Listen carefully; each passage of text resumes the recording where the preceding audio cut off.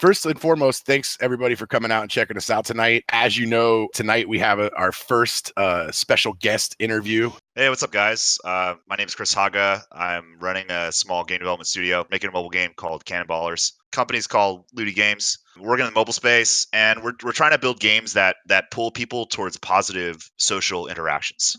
The kind of games I love, like we're called Looty Games. I love random reward schedule games. I mean, that's like game developer parlance, I guess. But like I played more Diablo 2 than probably any human being on Earth. That's a bold claim.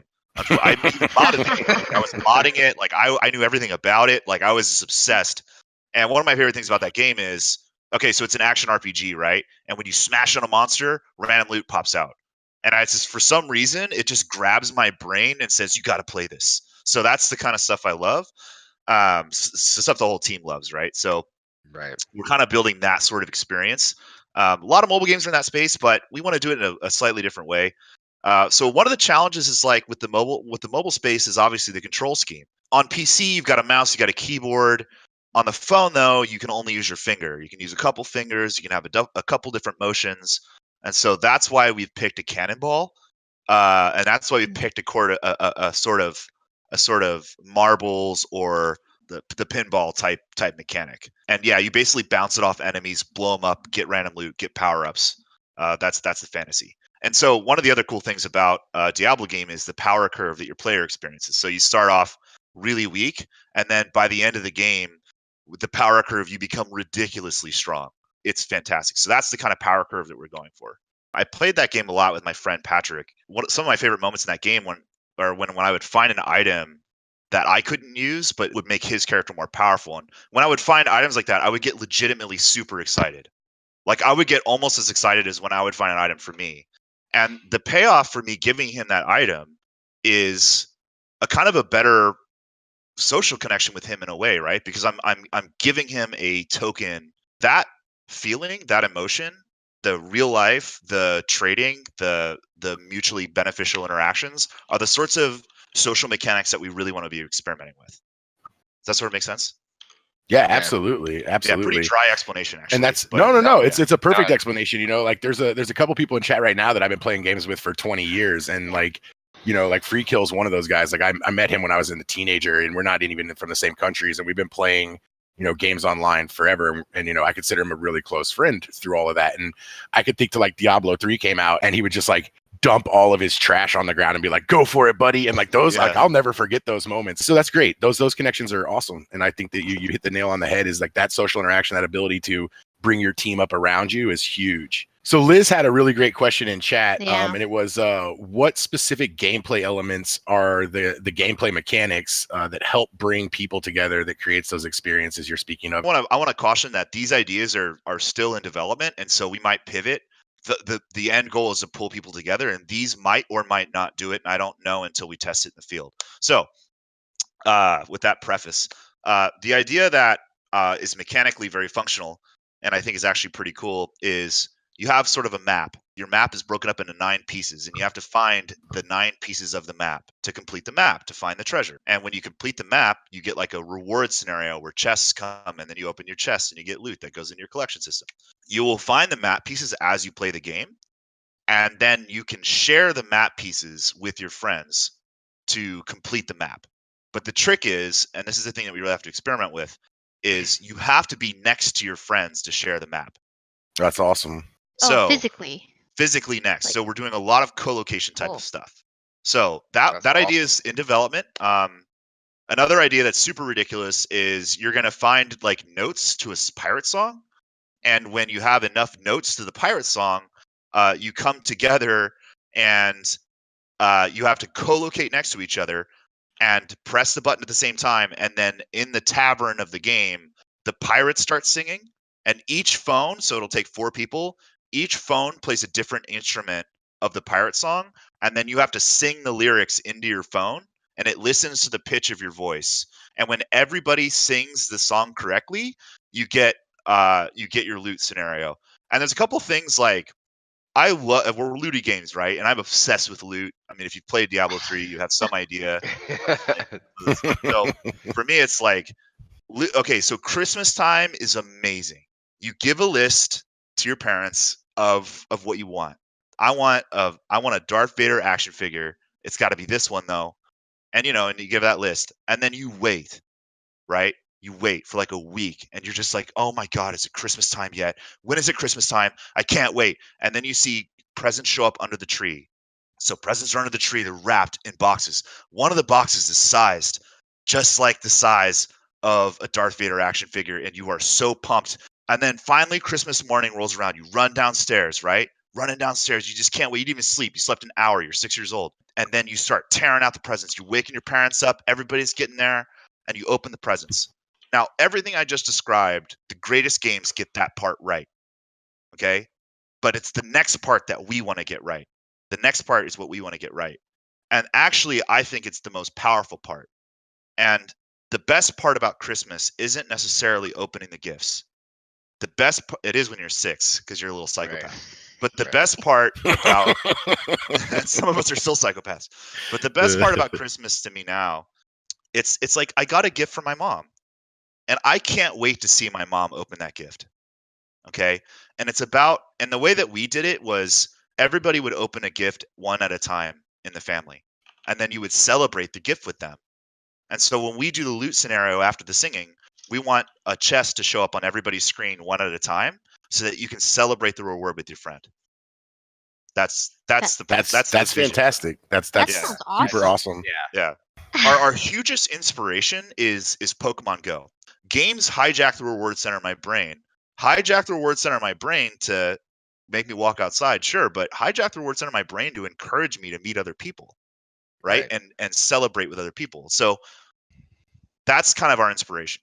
No, that's awesome. Yeah, so that's what we're going to try. Yeah. We're kind of experimenting with that on an indie budget. So what can we do? And that's been the trick has been like, can we design a feature that's cool, but it's also something that we can actually do? We have a responsibility to build software in a way that reinforces the way that people want to live. Like spending time alone is fine. There's nothing wrong with spending time alone. We all have to do it, right? And then being around your friends is important too, and being around your family and just even being around people is important. And so our software actually should be helping us move between those categories, right? Like it shouldn't be only servicing one category. It should be servicing as many categories as possible. So that's why it works, because I think that we've evolved or we're created or whatever your belief is to actually spend time with other people. One thing for all our young people that are watching the channel right now that you maybe missed out on, that hopefully, games like what you're talking about and that kind of movement to like get people back together in game development will change is we grew up with like LAN parties, right? There was no internet. Yeah. So we had to we drug our computers into rooms together and we sat for 48 hours, like playing each other and calling each other names and getting Dorito crumbs all over everything and having people's parents pissed off. And that was amazing. So I think it's very cool. And since we all have supercomputers in our hands, it makes perfect sense to bring that experience to everybody, to just let me do it at the DMV. How awesome would it be to see 4 people at the DMV singing a pirate shanty? Like that would be awesome. Oh my God. With mobile, I feel like really experimenting with that social play. When I was working on Diablo, one of my responsibilities was to make the game feel really satisfying. Like when you clicked on things, right? And so you got to click on a monster and it's going to feel really satisfying when you do that. And you make the monster flash, you make it have a hit react, you make sure the loot spills out a certain way, you make the gold has to look a certain way. It's got to feel good, I don't know how you quantify that, but you'll know it when you see it. It's like, oh, that feels great. It's just, it scratches that itch, like eating a really delicious candy bar or something. I mean, it's kind of what it feels like. So the thing is, like, I started getting into really looking into, well, how can we make this even better? And I had a friend who was a technician on the big MRI machines. They're called cyclotrons over at Berkeley. And I asked him, we're playing World of Warcraft together, obviously. And I was like, dude, how does the brain work with video games? And we did some research. We found a couple of studies. These are pretty famous, I guess. Maybe you've heard of them, maybe you haven't. But they put some people in an MRI machine and measured the dopamine production of the brain while they were playing video games. And found that the brain, I mean, this is sort of obvious, but the brain produces a ton of dopamine when it's playing a really good game. And so the function of a video game kind of hijacks the reward center of your brain. And when you look at the meta like when you look meta, like, okay, so I've made a game that like 50 million people play. I mean, it wasn't just me. There's like 200 people on that team, right? So there's a lot of people. Made a game. So a lot of people play this game, and it's kind of encouraging them to spend more and more time sitting in front of a computer screen. The challenge is, though, that we were evolved or were created to actually be engaging in a lot of face-to-face interactions, especially with friends and family.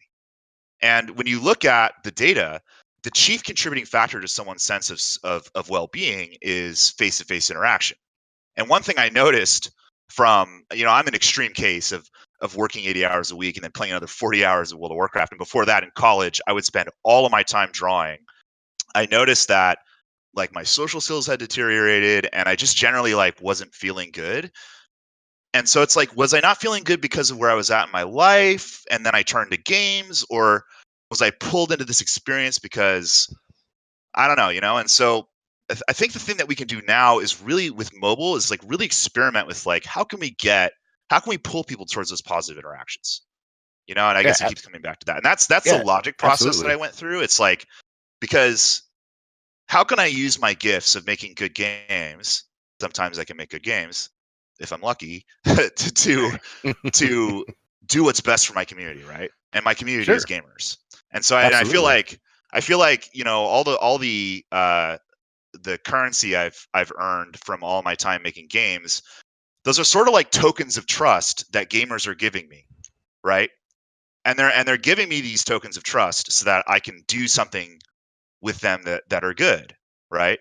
So it's like, okay, so I've got all these tokens of trust. Gamers seem to like the things that we're doing. So let's take these tokens of trust and try and do something that's good for everybody. And I think that with mobile now, we actually have that opportunity, and we should really be experimenting with seizing on that. If I can get a game that encourages me to go get a beer with my friends, I'm all in, man. Like, that sounds awesome. So if you can bring like social interaction and like the rewarding experience of gaming, and you can bring the, like you said, the dopamine responses of gaming and all that entertainment, and you can bring them all into the same space, that's huge. We had my friend Jeff Dixon had another kind of a cool idea for us. I wanted to share. We don't have this currently on the docket, but it's something I think is really hot, which is like, imagine you get an egg, you're fighting the game, and then like an egg drops, and you have to share the egg. Like, you give the egg to someone, and they have to polish it, and then they have to give that egg to another user, and then only when it's been traded 10 times, like face to face, does everybody get all the loot from it. Does that make sense? Awesome. Yeah, absolutely. So we've got like a list of probably like 50 of those ideas that we really want to try experimenting with. But it's that angle. Sorry, I'm really excited about this. That's awesome. Absolutely, and that's why we wanted you on. I mean, it's like, oh, cool, it's a mobile game about pinball, and then you have to really watch the trailer a couple times to like see what's going on there and like really appreciate it. And that's why I wanted to talk about it, because I do think you guys are doing some really, really cool stuff, and I think it's cool to have some exposure to that, because I think it's awesome. Do you have an ETA on like the release date and what like platforms you're shooting for Cannonballers? Our release date's going to be when we run out of money. So that's like, that's number one. Really, really critical, because you got to release it before that happens. Okay, I want to say a little bit more about release date stuff. It's like, nice. In my ideal world, we would spend as much time as we would need to get the game to be great. We really only want to make the world's greatest games. That's what motivates us. And so, in order to do that, sometimes you need a lot of time. So unfortunately, financial restrictions and so on, are going to put us in a different category. So, yeah, but I mean, that's awesome. Like, that's exactly. I mean, that means that you care about it, right? Like, yeah, obviously, because you could say we want to get this out in a month because we want to make money, but being like, we're going to go as hard as we can until we get it right, is the right way to do it. So that's awesome. You guys have a small team, but you have some pretty heavy hitters on your team. I don't want to know what the number is, but like 100 years. No, we have between like the 6 of you guys. We're old. Yeah, we on huge projects. On 36. Seasoned. Yeah, we're seasoned people. So you've got there was compliments in there. So no, there's tons. There's tons. I mean, you guys got veterans on your team from Bethesda and Riot and Blizzard, and all of you guys are like crazy. in what you've accomplished prior to going into an indie development studio like you're in right now. And what I wanted to ask is just kind of like with that coming from huge AAA game studios, what was it like to make the decision to like leave this like comfortable established studio? What was that like? Oh, it was terrifying. And every day is a roller coaster. But I think that for whatever reason, I've been born with like this amazing self-confidence. And for I don't know why, like, but I'm like, you know what, we're gonna be fine. And there's this quote that I love. I love this quote. It's actually here in LA. It's written on the side of City Hall from Abe Lincoln, old Abe Linko. Uh, it says, "Let us have faith that right makes might." And so I know that every day, like if we really focus on trying to do what's right, I got to say that my experience has been that is true. And when you focus on doing what's right and you speak the truth, that the world opens a lot of doors for you. Right. And I would Awesome. not have been able to put the team together I had put together if it wasn't because of that kind of thing, right? Sure. Like everybody knows what we're working on is right. So it's just about the execution. And can we Right. get the execution with the amount of time we have left? Yeah. And obviously, I mean, you got a lot of work individually to do, but you also have a ridiculous track record of executing at the highest level. So, Nice. Yeah. yeah, I mean, you do. I mean, like it's you can mince words and you can be humble, but I mean, you're talking about some of the biggest video game franchises in the history of the world. I mean, it's brush it off, but League of Legends isn't a small feat, and Diablo 3 isn't a small feat. Yeah. Not at all. So and that's just two of the projects. So it's Thanks, awesome man. that you guys are doing it. I think I feel too like, honestly, the thing that keeps me pressing forward is the data is pretty clear. The amount of time that people spend playing video games and the amount of time that people spend on social, on Facebook and so on, directly correlates to people's self-reported feelings of isolation and depression. And that data is inarguable. And so kind of it's like, would I be okay with not trying to make that better? Like on my deathbed, hopefully 150 years from now, because there's like genetic advances coming along. Yes. Robot Haga, I like Robot Haga, partially cyborg Haga, flying into the sun. Would I regret not trying? And I think I would. And I feel like I said, it comes back to the tokens of trust thing, and I feel like we have to try. Awesome. And so, and I think it's right. So yeah, that's the stuff that helps me shoulder through impossible amounts of self-confidence for some reason. I don't know why. And like the belief that what we're doing is right. And what we're trying to do is right. And that I want to live a life that I feel like is meaningful. And the way that you do lead a meaningful life is you try and tackle the biggest challenges you possibly can. Yeah. So, Well, you try to leave it better than it was. Right. I think that's what, right. When you look back, regardless of what space you live in, leaving the world a better place than it was is kind of like the goal that every good person has for themselves. Is like, maybe I didn't hit all the marks on my list of things that I'm going to accomplish, but I did the best I could, and the world's a better place for having known me. And I think that's a really noble thing to kind of live up to. By the way, like that doesn't have to be. You don't have to be putting people on Mars like Elon Musk. Like it's just about what does that mean to you? And we all have our special gifts. We all have our special gifts, and it's about finding that application.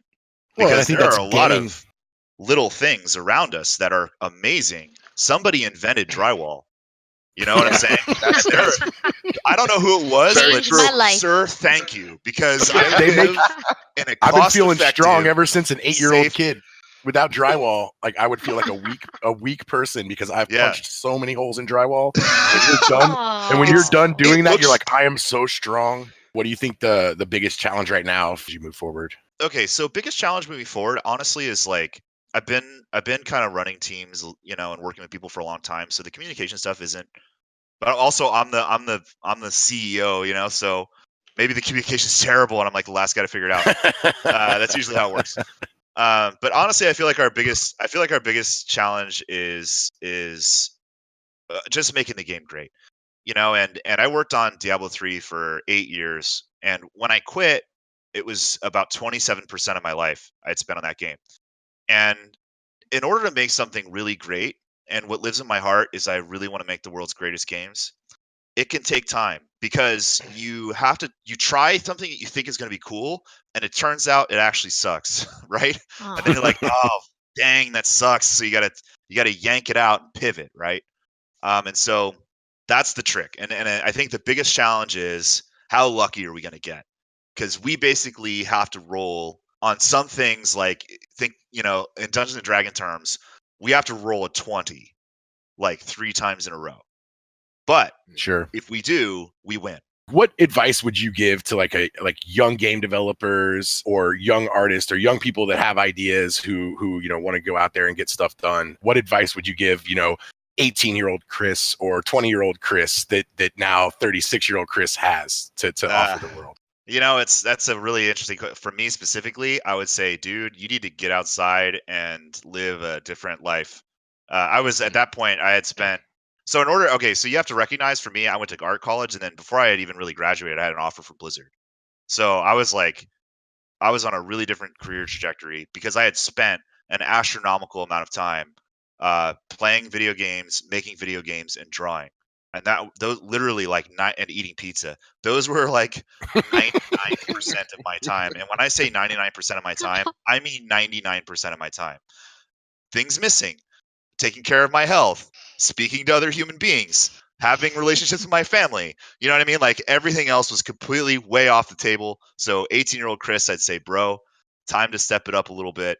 Maybe go talk to a human being every now and then. But I would say for everybody else that's probably way more normal than me, strangely enough, some of the things that have helped me get to where I'm at is just the amount of time that I have put into my craft.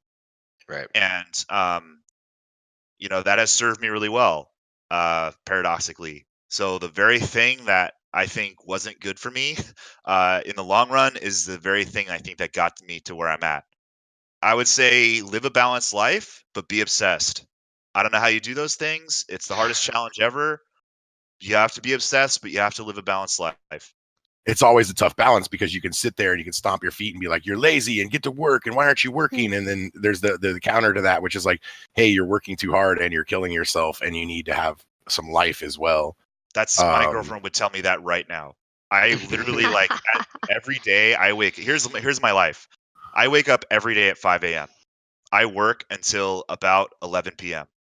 Fundamentally, the life of an artist is hard, and it's also very rewarding.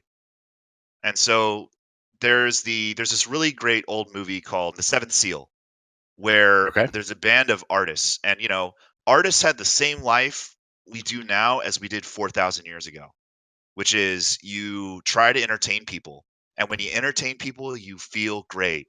But sometimes you can put your heart into something, and people throw tomatoes at you, and that's just how it works. Right. And I don't know any other way to explain it other than that. And that's been the life of an artist for thousands and thousands of years. Sure. And if it's what really lives in your heart, you're going to do it anyways. Right. And absolutely. And you have to do what you have to do. But there's plenty of great stuff out there to do. I worked at Domino's for a long time. I worked at Taco Bell for 2 weeks. That was a really hard job because of the meat smell. But look, there's nothing wrong with those jobs. There's nothing wrong with feeding people. There's nothing wrong with taking care of people. If being an EMT is a great way to make money and still be able to do your art stuff on the side. So, and you have to recognize too that there's a very select few that have the privilege of being able to make money consistently while doing this. And I don't say that to discourage you. I'm saying that to temper your expectations. Sure. But I will promise you this, that in your life, the only thing, like when you get to your deathbed, I can tell you this from experience, the only thing you're going to care about is whether or not you were the kind of person you really wanted to be. And none of the stuff I have in my apartment here in Santa Monica doesn't matter. The kind of car you drive, it doesn't matter. You just want to you want to know that you were a good person, that you tried your best, and that your family knows that that you love them. That's it, man. That's a quality life. And so don't be looking for external validation. I Right love on. what you just said. It's beautiful. Yeah. I It's mean, beautiful, That man. was beautiful. All right, so I Wow. got a couple because I don't have a follow up on that because it was so wonderful. I'm gonna ask you a completely different question, and I'll apologize ahead of time if it's a little. I'm a very skeptical person and a very shitty human being, and Oh, God. so I'm going to ask you a question. No, Um, never. And one of them is like you're talking about you're building software that's like that betters your community and all that stuff, and obviously you're utilizing like a lot of like the like loot boxes or in your case treasure chests or whatever. But like are you guys building like virtual slot machines that hook and isolate the users, or like what are your yeah, your it's guys' tricky. goals are? It's really tricky because at this DICE conference was really interesting because it was in Vegas in a casino, and it really drove the point home for me as I was walking by these rows and rows of slot machines, and so it's about responsibility, and technically everything that you do uses the reward center of your brain. I think it's a little bit irresponsible, in my opinion, to spend your talents and your gifts building really, really good slot machines that people can spend 8 hours a day pulling the handle on. And to me, if I was on my deathbed and that was what I had dedicated my life to, I would be very sad. And so that is exactly the kind of thing that we're not trying to do. And with regards to, but there is an element that's like, hey, look, it's kind of a random reward schedule thing, right? And so where's the line there? And the line is with, I think, the intention of what you're trying to do. But it's about taking responsibility for how we're building software. It's sort of like Facebook too, right? There's been a lot of people kind of being critical of Facebook. And the reality is that some of these guys are hiring PhD level social psychologists to come and make their chat system more addictive. And it's like, is that right? And I think that's the kind of stuff that as developers we have to take really seriously and try and build responsibly.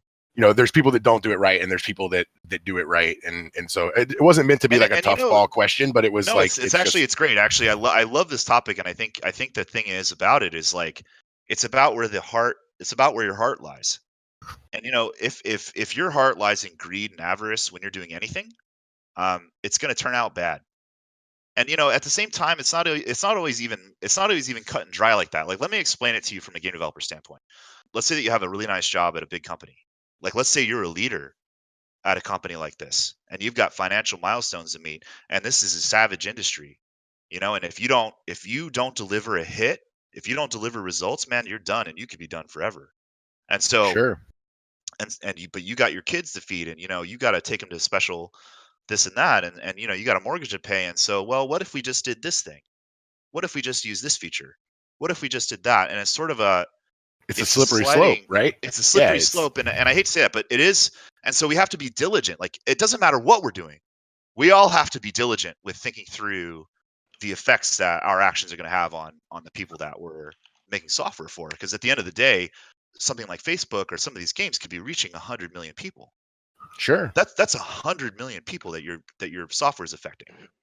I appreciate the honest answer, and it's great. You're creating the reward by going out and interacting with people, and hopefully that interaction and people spreading the word about the game and growing the user base and enjoying those experiences is what ends up creating the game that's profitable, right? As opposed to milking everybody that happened to find it for as much as possible. And so I'll say this too, actually, this is because this is one of the very first things we talked about as a group. And the standards that we've set for ourselves is that we don't want players to make purchases they regret. So the traditional loot box thing where you buy loot boxes, that's very unlikely we're going to do that. Unless we can find a way to do it in a way that feels good. Sure. If we can find a way to do it that feels good, we'll do it. Well, like I could say this, like we have this ongoing joke on here about like my cosmetic purchases for my video games. I'm someone who very much likes to customize my experience in games in which I play competitively with other players. Me too. Because I like to express myself. My thing is like I don't have any buyer's remorse for that stuff. Right. If a game is allowing me to enrich my experience on an individual level with my money, then that's my call to do that. So cosmetics don't bother me, but it really bothers me when it becomes, well, if you don't have this, you can't go further. And it sounds like that's not what the goal is. So That I mean, simultaneously, that's one of our bigger assets, and it's also one of our bigger challenges. Sure. So fair enough. but you know fair what? enough. It's like, yeah, I have faith that right makes might, bro. Right makes Yeah. might. Yeah, that's That awesome. makes- That's Sure. a really cool attitude to have, you know, just being Yeah. responsible. There's the wildly for... optimistic, very confident person coming out, you know, because you know, I don't know, maybe it's we'll see. Well, if That's anybody can awesome. do it, I believe in you. So Yeah. I'm gonna Thanks. because we've taken so much of your time. What I'm gonna do is say this: how can I find out more about Cannonballers? Go to our website, Looty.Games.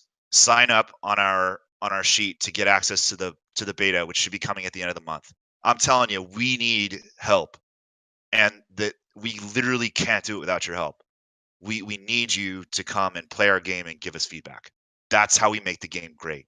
We make the game great by people Cool. playing our game and telling us that it sucks, because then that's just right. Like that's the part There you that go. sucks. And if you want to see ideas like this succeed, help us win. Sign up. Well, I'll tell you this: I am 100% in on it, and I will walk my fat ass around the streets begging people to help me find my map pieces. And I'm also the most critical person in the whole world, so I'll be also more than happy to Great. tell you why it sucks. Please do. So I appreciate you, Chris. I appreciate all the time that Yeah, you gave us thank tonight, you. and all the Yeah, time thank that you you. put in. This was awesome, by the way. Come back when we get into the release of this thing, and we'll all play it. We'll shit on it live on Twitch television. Please do. Please do. Please do. That'd be awesome. man. Thanks, guys. Great, Take great. it easy. Yeah. All right, thank you. Thank you. Bye-bye. Bye.